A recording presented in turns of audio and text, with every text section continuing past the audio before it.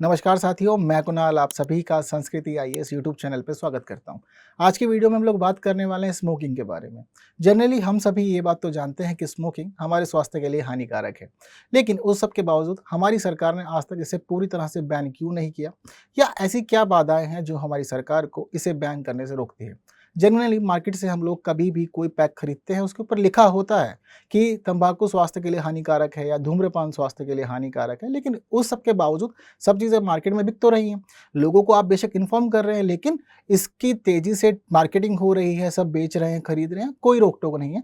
और इस रोक-टोक के बीच हम एक खास पहलू यह भी देखते हैं कि दुकानों पे अक्सर लिखा होता है कि 18 वर्ष से कम उम्र के व्यक्ति को तंबाकू उत्पाद बेचना दंडनीय अपराध है। पर क्या आपने कभी देखा कि कोई दुकानदार किसी व्यक्ति को तंबाकू उत्पाद देने से पहले पूछ रहा हो कि आपकी उम्र क्या है? कभी हुआ है? कमेंट में ज़रूर बताइएगा। तो आज के हमारे जो मेन न्यूज़ है वह न्यूज़ चली आई है न्यूजीलैंड से।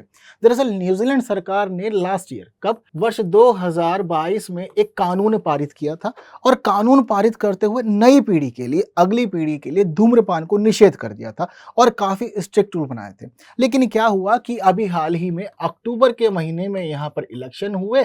इलेक्शन के बाद गवर्नमेंट चेंज हो गई और जो नई गवर्नमेंट आई है वो कह रही है कि यह जो कानून था ना, बिल्कुल बेकार था। ऐसा कोई कानून देश में नहीं होना चाहिए। इसके नकारात्मक परिणाम बहुत अधिक है। जरूरी है कि हमारे देश के नागरिक और नई जनरेशन सिगरेट जरूर पिए। क्या मानना है आपका? कमेंट में बताइए। चलिए, एक प्रश्न जो यहां से आ सकता है वह प्रश्न कुछ इस प्रकार का होगा। तो यदि आप बातों को जानते हैं, इससे पहले ही परिचित है, तो अपना आंसर कमेंट कर दीजिए। अन्यथा वीडियो के अंत तक बने रहिए, क्योंकि आपको बेहद महत्वपूर्ण विषय यहाँ पर मिलने वाले हैं, बेहद खास जानकारी मिलने वाली है। ठीक है, तो देखिए अब क्या हुआ था। पिछले साल यहाँ पर कानून बना। कानून अपने आप में बहुत खास था। इस कानून में खास उल्लेख यह किया गया था कि जितने भी लोग हमारे देश में 1 जनवरी 2009 के बाद जन्म लिए हैं, उन सभी लोगों को अब देश भर में कहीं भी तंबाकू उत्पाद नहीं बेचे जाएंगे, सिगरेट नहीं बेचे जाएंगे, पाइप नहीं बेचे जाएंगे, ई सिगरेट नहीं बेचे जाएंगे, कुछ भी नहीं बेचा जाएगा, पूरी तरह से निषेध। अब यह बात खास है कि न्यूजीलैंड की जो इकोनॉमी हमसे अलग है। क्यों, क्या लगता है? वहाँ भी छोटे-छोटे ऐसे खोखे आ गया, बिल्कुल छोटी-छोटी दुकानें, अलग-अलग जगह आपको कहीं भी सिगरेट बीड़ी मिल जाएगी, कहीं भी जाओ, जलाओ, पियो। सड़कों पे देखते हैं ना कि लोग सड़क पे खड़े होकर के ही भाई साहब फूके जा रहे हैं, या फिर कहीं भी आपको बहुत कुछ ईज़िली मिल जा रहा है। दरअसल न्यूजीलैंड में ऐसा नहीं है। कुछ प्रॉपर लाइसेंस वगैरह होते हैं, परमिशन होती है, उसके बाद ही यह सब काम आप कर पाते हैं।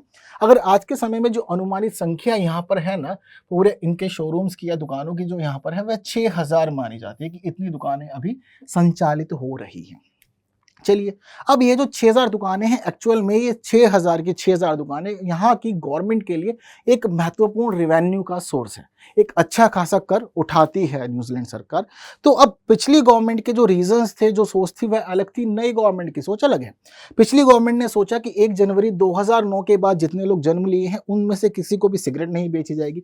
रीजन क्या है कि जो नई जनरेशन आ रही, सिगरेट का चलन बहुत है। भारत में भी आजकल बहुत मैं देख रहा हूँ कि ये चलन बढ़ता जा रहा है। लोगों को ऐसा लगता है कि अगर आप स्मोकिंग नहीं कर रहे हैं तो आप कूल नहीं हैं, आप स्मार्ट नहीं हैं, आप फैशन के साथ नहीं जुड़ रहे हैं, नई जनरेशन के साथ नहीं जुड़ रहे हैं। कैसा चलन भी चल रहा है, यह आपको कहीं भी देखने को मिल जाएगा, चाहे आप मुखर्जी नगर में ही क्यों ना रह रहे हो। तो यह खास है अपने आप में। तो वही स्थिति थी, यहाँ की नई जनरेशन बहुत अधिक अडॉप्ट कर रही थी इस पूरे के पूरे कार्यक्रम को।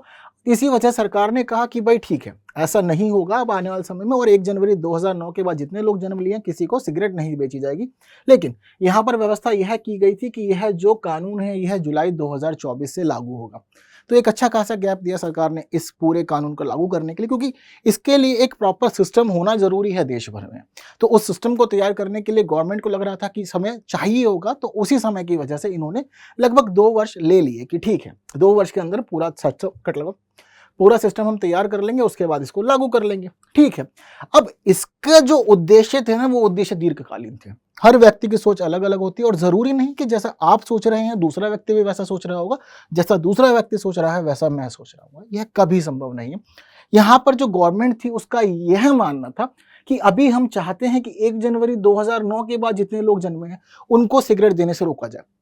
धीरे धीरे जैसे जैसे वर्ष दर वर्ष बीतते जाएंगे तो हमें यहाँ पर एक खास चीज देखने को मिलेगी कि एक समय के बाद हमारे देश के सभी जनसंख्या, सभी नागरिक पूरी तरह से धूम्रपान मुक्त हो जाएगी। और न्यूजीलैंड सरकार ने यही उद्देश्य लिया था और इसी उद्देश्य को लेकर के ये पूरा कानून पारित किया था। इसके लिए जो दंड रखा गया था वह था कि यदि आप नहीं मानते तो आपको कारावास हो सकता है, साथ साथ 1.5 लाख न्यूजीलैंड डॉलर तक की हानि आपको उठानी पड़ सकती है। यह सब कुछ निर्धारित था इस अधिनियम में। अब यह अधिनियम खास था, लेकिन यह पूरी इकोनॉमी को प्रभावित कर रहा था। आपको पूरा सिस्टम बनाना पड़ेगा। यह भी माना जा रहा था कि जब देश में स्मोकिंग करने वाली जनसंख्या ही कम हो जाएगी तो ऐसी स्थिति में दुकानों की आवश्यकता क्या होगी। यदि दुकानें नहीं रहेंगी तो रिवेन्यू कहाँ से आएगा। मतलब अप्रोच देखिए, कोई भी काम हमेशा दो साइड लेके चलता है, कुछ अच्छा भी होगा कुछ बुरा भी होगा। एक तरफ आप अपने यूथ के लिए सोच रहे हैं, नेक्स्ट जनरेशन के लिए सोच रहे हैं कि उसको आपको धूम्रपान से मुक्त रखना है, वहीं हम यह भी देखते हैं कि इसके नकारात्मक परिणाम आपको रिवेन्यू के रूप में देखने को मिलेंगे। वहीं बहुत सारे लोग जो इस प्रकार के शॉप चला रहे थे वह लोग भी उससे मुक्त हो जाएंगे। हो सकता है उन्हें कुछ और नया काम अब संभालना पड़े। ठीक है, तो अभी यहाँ जो विशेषज्ञ थे उनका यह मानना था कि देश भर में 6000 दुकानें हैं और आने वाले समय में जब यह कानून पूरी तरह से लागू होगा मात्र 600 दुकानें रह जाएंगी, यानी कि यह दुकानों को 90% तक प्रभावित करेगी पूरी अर्थव्यवस्था में। यह भी खास था। ठीक, तो इन्हीं सब बातों को सोचते समझते हुए ही यह पूरा मामला आया था संज्ञान में। अब जो नई गवर्नमेंट आई है ना, उसने इसके पॉजिटिव आउटकम्स नहीं देखे कि जनरेशन कितना बच रही है, क्योंकि पूरी दुनिया में बहुत सारे लोग स्मोकिंग करते हुए हर वर्ष अपनी जान दे रहे हैं। ये सब कुछ उन्होंने नहीं सोचा, वर्ल्ड हेल्थ ऑर्गेनाइजेशन की तरफ नहीं सोचा, अपने देश के नागरिकों की तरफ नहीं सोचा। अब उन्होंने सोचा कि देखिए, मान लीजिए आप दुकानों की संख्या 6000 से घटा करके 600 कर देंगे, ठीक है। ऐसी स्थिति में 90% दुकानें खत्म हो जाएगी, तो इसकी वजह से प्रॉफिट आप सोच रहे हैं कि हो सकता है कि लोग मान जाए, स्मोकिंग ना करें। लेकिन अगर आपकी नई जनरेशन नहीं मान रही है और वो चाहती है कि मैं को स्मोकिंग करना ही करना है, तो ऐसी स्थिति में क्या होगा, काला बाजारी बढ़ेगी। जिस दाम पर अभी उनको सिगरेट मिल जा रही है उससे 3 गुना 4 गुना 5 गुना दाम वह देंगे, तब भी सिगरेट खरीदेंगे और पिएंगे। क्या कर लेंगे आप। अब ऐसी स्थिति में क्या होगा कि पहली बार तो आपने स्मोकिंग कंट्रोल करने के लिए कोई कानून बनाया, फिर आप देश में काला बाजारी कंट्रोल करने के लिए एक नया कानून बनाएंगे। ये एक बड़ी समस्या हो जाएगी। इसके साथ साथ ही एक बड़ा घाटा हमें अपने रिवेन्यू में उठाना पड़ेगा, क्योंकि यह एक ऐसा फील्ड होता है जिससे गवर्नमेंट को बहुत लाभ होता है। क्योंकि ये जो उत्पाद होते हैं ना, बहुत सस्ते होते हैं, लेकिन जब मार्केट में बिकने जाते हैं तो अधिक कीमतों पे बिकते हैं, जिसकी वजह से एक अच्छा खासा टैक्सेशन कलेक्ट होता है। और वर्ल्ड हेल्थ ऑर्गेनाइजेशन भी ये बात कहता है कि यदि सरकार चाहे तो इस प्रकार के उत्पादों पे टैक्स बढ़ा सकती है, इसका प्राइस बढ़ा सकती है, ताकि कम लोग इसका यूज करें। ठीक है, वहीं जो तीसरा यहाँ पर माना गया था इसका दुष्परिणाम वह यह था कि दुकानों की संख्या में कमी होगी, लोग बेरोजगार हो जाएंगे, जहां हमें फिर एक बार रिवेन्यू का ख्याल आ जाएगा। तो ऐसी स्थिति में लोगों को रोजगार मिलते रहना चाहिए, चाहे बेशक सिगरेट ही क्यों ना बेच रहे हो। ये सब चीजें जरूरी है। इन उद्देश्यों का हवाला देते हुए ही अब वर्तमान सरकार कह रही है कि हम इस पिछले कानून को खत्म कर देंगे, हमारी अर्थव्यवस्था के लिए, इकोनॉमी के लिए बिल्कुल भी ठीक नहीं है। लेकिन अब यहाँ इन्होंने अपने देश की इकोनॉमी सोची, लेकिन लोगों की हेल्थ की परवाह नहीं की। क्योंकि अगर हम वर्ल्ड वाइड डाटा देखते हैं धूम्रपान का, तो हमें पता लगता है कि वर्ष 2021 में पूरी दुनिया में लगभग 17% चलन था धूम्रपान का, जो वर्ष 2007 की तुलना थोड़ा सा कम हो गया था। क्योंकि वर्ष 2007 का आंकड़ा बताता है कि 22.7% लोग पूरी दुनिया में धूम्रपान किया करते थे, लेकिन वर्ष 2021 तक आंकड़ा कम होगा। इसके लिए मुख्य रूप से जिम्मेदार माना जा रहा है डेवलप्ड कंट्री को, कि डेवलप कंट्री में खासतौर पर चलन कम देखा गया, लेकिन जो अभी भी डेवलपिंग कंट्रीज है ना, वहाँ बहुत लोग धूम्रपान कर रहे हैं। धूम्रपान करने वालों की संख्या वर्ष 2019 में पूरे दुनिया के अंदर 1.1 अरब हुआ करती थी। इसके साथ ही हमें एक खास बात WHO की तरफ से भी देखने को मिल रही है। WHO बताता है कि पूरी दुनिया में तंबाकू का सेवन करने की वजह से एक वर्ष में लगभग 8 मिलियन लोगों को अपनी जान से हाथ धोना पड़ता है। और अगर इन 8 मिलियन लोगों की बात करें तंबाकू के मामले में, तो इसमें से 7 मिलियन लोग प्रत्यक्ष रूप से तंबाकू का उपयोग करते हैं। प्रत्यक्ष रूप से मतलब खैनी, गुटखा खाना, ये सब प्रत्यक्ष में आता है, लेकिन धुएं के रूप में इसको उड़ा देना वह आता है अप्रत्यक्ष में। लेकिन उससे मरने वाले लोगों की संख्या भी 1.3 मिलियन है, जो बहुत ज़्यादा है पूरी दुनिया में। और पूरी दुनिया में अगर हम खास स्थिति समझते हैं तो आज के समय में निम्न और मध्यम आय वाले देश ऐसे हैं जहां पर 80% तंबाकू का उपयोग हो रहा है पूरे विश्व का, यानी कि 20% उपयोग ही विकसित देशों में हो रहा है तंबाकू का, बाकी सब यह एक्सपोर्ट कर दे रहे हैं मध्यम आय वाले देशों में या निम्न आय वाले देशों में, और भारत उनमें से एक है। क्लियर है इतना आप लोग को? तो यह एक खास बात है यहाँ पर जो हमें देखने को मिल रहा है, और इससे हमें एक खास बात यह भी पता लग रही है कि यह कितना अधिक घातक है या कितना अधिक आपको प्रभावित कर सकता है कि आपकी जान भी चली जाए। यह बहुत कम डाटा है, लेकिन अगर आप चाहें तो इसके ऊपर 1000 पन्ने तक की रिपोर्ट भी लिख सकते हैं, यह है आपके हाथ में। लेकिन हम समझते हैं कि भारत में स्थिति क्या है। तो देखिए, वर्ष 2022 का आंकड़ा बताता है कि भारत में धूम्रपान की दर जो थी वह 23.1% हुआ करती थी, और भारत के अंदर जो प्रतिशत है वह तो कुल जनसंख्या का 23.1% है। लेकिन अगर पूरी दुनिया में हम भारत के लोगों के स्मोकिंग करने की स्थिति समझे तो हम अभी प्रतिनिधित्व कर रहे हैं पूरी दुनिया की 12% जनसंख्या का। यानी कि पूरी दुनिया में जितने धूम्रपान करने वाले लोग हैं उसमें 12% भारतीय लोग हैं। और आज के समय में हम आंकड़ा देख पा रहे हैं कि भारत के अंदर 1,20,00,000 लोग सिगरेट, बीड़ी या किसी और प्रकार का धूम्रपान कर रहे हैं। एक बड़ा आंकड़ा है हम सभी लोगों के लिए ये। हालांकि ऐसे आंकड़े पूरी तरह से स्पष्ट नहीं होते, ठीक है, ऐसा नहीं है मतलब आप 1 to 1 जाके पूछ लेंगे। और जनसंख्या इतनी ज़्यादा बड़ी है, इतनी ज़्यादा अधिक है हमारे पास में कि हर एक व्यक्ति तक पहुंच पाना संभव नहीं है। लेकिन जिस प्रकार के शॉप्स हैं हमारे पास में, जिस तरह से यहाँ पर हम सेलिंग करते हैं, तो उसके आधार पर अनेक अनुमान प्रस्तुत किए जाते हैं। अलग अलग विभाग, अलग अलग एनजीओ वगैरह जुड़े हुए हैं जो अपनी अपनी रिपोर्ट प्रस्तुत करते हैं। लेकिन जो भी ये आंकड़ा दे रहे हैं, हो सकता है थोड़ा बहुत ऊपर नीचे हो, लेकिन समस्या फिर भी गंभीर है, इस तरफ सोचा जाना चाहिए। तो अभी वर्तमान में 1,20,00,000 लोग माने जाते हैं कि भारत में धूम्रपान करते हैं। लेकिन यह तो धूम्रपान करने वालों की संख्या है, लेकिन इससे मरने वालों की संख्या की अगर हम बात करें तो 10 लाख से ज़्यादा लोग एक वर्ष में सिर्फ इस वजह से मरते हैं कि वे धूम्रपान करते हुए अपने शरीर को इतना अधिक खराब कर लेते हैं कि वह अब जीने योग्य नहीं रहते, और एक परिवार को भारी नुकसान होता है इस सब कार्य की वजह से। आप एक तरफ धन खर्च करते हुए हानि तो उठा ही रहे हैं, वहीं साथ साथ आप अपने स्वास्थ्य की हानि भी उठा रहे हैं। दोनों तरफ से वो हानि है, तो क्यों ही उपयोग करना है। अब वही स्थिति देखने वाली भारत में आ जाती है कि भारत सरकार इसको पूरी तरह से बैन क्यों नहीं कर रही है। ऐसा क्या है कि लगातार यह चलन में आज भी बना हुआ है और हम उपयोग कर रहे हैं। तो जो न्यूजीलैंड सरकार की तरफ से वर्तमान तर्क है वही हमारी सरकार के तर्क हैं कि भाई आपके लिए यह एक रेवेन्यू का बहुत बड़ा सोर्स है। भारत की बहुत सारी जनसंख्या सभी चीज़ों का उपयोग कर रही है।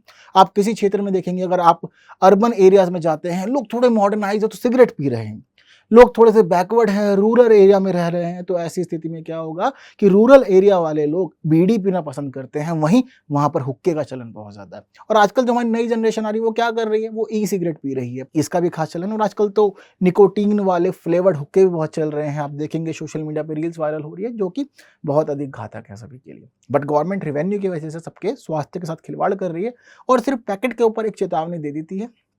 कौन ही पढ़ता उस चेतावनी को? मुझे नहीं लगता कि कोई व्यक्ति पीने से पहले उस चेतावनी को पढ़ता होगा और सोचता होगा कि मेरे स्वास्थ्य को इससे कुछ नुकसान होगा।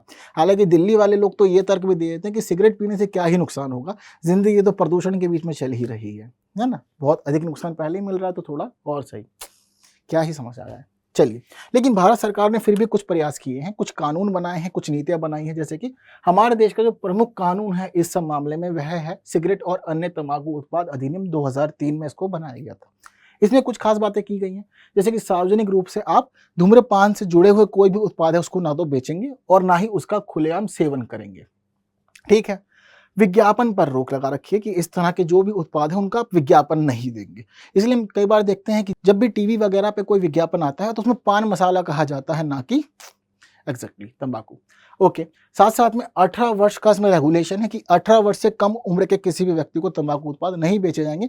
वहीं हर दुकान पे एक बोर्ड लगाना भी जरूरी है जो इस बात को वहां सत्यापित करेगा, लोगों को दर्शाएगा। हालांकि दुकानदार ये कभी नहीं पूछता कि आपकी उम्र क्या है।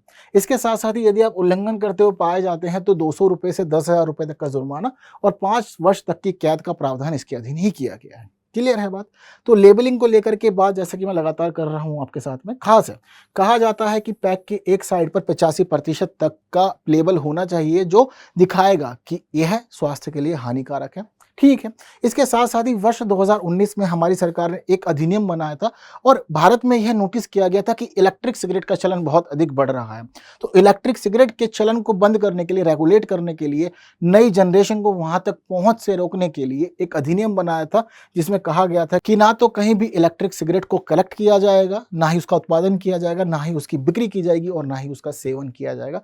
यह बात 2019 में की गई थी, लेकिन बहुत अधिक चलन में यह नहीं आ पाया था, जिस वजह से से वर्ष 2022 में सरकार ने एक और आदेश पारित किया और कहा कि इसको स्ट्रिक्टली पूरे देश में इम्प्लीमेंट किया जाना बहुत ही अधिक ज़रूरी है। क्लियर है बात सारी की सारी आप लोग को? तो ये कुछ प्रमुख हमारे देश में हमारी सरकार के द्वारा किए गए काम हैं, जिससे सरकार ये उम्मीद करती है कि आने वाले समय में हमारी जनरेशन इस तरफ जाने से बचेगी और तंबाकू उत्पादों का सेवन नहीं करेगी। हालांकि आप लोग का क्या कहना है, रिवेन्यू को देखा जाना चाहिए या स्वास्थ्य को? किसे प्राथमिकता दिया जाना चाहिए? देश भर में बैन होना चाहिए या नहीं होना चाहिए? क्या मानना है आपका? अपने विचार आप लोग कमेंट बॉक्स में दे सकते हैं। और ये बात बिल्कुल ठीक है कि मैं सबके कमेंट रेगुलरली पढ़ रहा हूँ। पिछली वीडियो मैंने देखी कि बहुत सारे कमेंट आए, यूपीआई वाले पे कमेंट आए, जजेस वाले पे कमेंट आए, और अभी हमारी जो कल की ही वीडियो थी जिसमें आप सभी लोगों ने अपने विचार प्रस्तुत किए थे जो कश्मीर से जुड़ी हुई थी यूआईपीए के बारे में, तो रेगुलरली हर एक की बात मैं पढ़ता हूँ और इससे मुझे और भी रिफाइन करने का मौका मिलता है कि हमारे जो जितने भी व्यूअर्स हैं वो किसी एक विषय पर क्या अपना मत रखते हैं। तो अपनी बातें ज़रूर बताइएगा, वहीं साथ साथ इस प्रश्न का आंसर बताना ना भूलिएगा। ठीक है, जल्दी से कमेंट कर दीजिए। बेहद सरल सा प्रश्न है आप लोग के लिए ये, है ना? तो जल्दी से आंसर दीजिएगा। फिर अगली वीडियो में मुलाकात होगी कुछ नई बातों के साथ। और अगर आप लोग को मेरे द्वारा बताई गई बातें अच्छी लगती है, हमारी टीम का वर्क अच्छा लगता है, तो बाकी साथियों तक ज़रूर शेयर करें।